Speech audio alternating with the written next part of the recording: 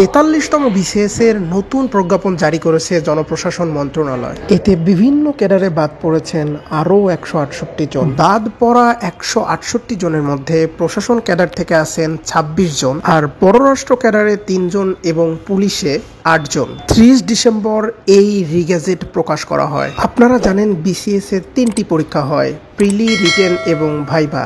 এই 3টা পরীক্ষায় পাশ করা মানেই কিন্তু বিসিএস ক্যাডার হয়ে যাওয়া নয়। বিসিএস এর ফাইনাল রেজাল্ট প্রকাশিত হওয়ার পরেও প্রত্যেকটা ক্যান্ডিডেটকে আলাদা আলাদাভাবে ভেরিফিকেশনের মাধ্যমে একটা গেজেট প্রকাশ করা হয়।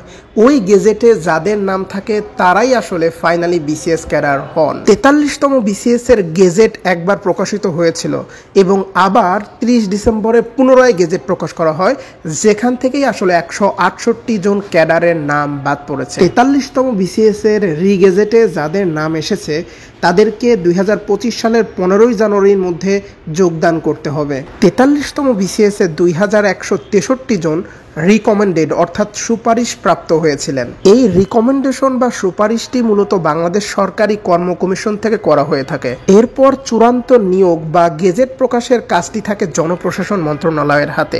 43তম বিসিএস এর প্রথম গেজেট প্রকাশিত হয়েছিল গত বছরের অক্টোবর মাসে এবং সেখানে বাদ পড়েছিল প্রায় 99 জন প্রার্থী। এবং এই সেম বিসিএস এর পুনরায় গেজেট প্রকাশিত হয়েছে গত 30 তারিখে এবং সেখানে বাদ পড়েছে 168 জন প্রার্থী। এখন সব মিলিয়ে 43তম বিসিএস থেকে বাদ পড়লেন প্রায় 267 জন প্রার্থী।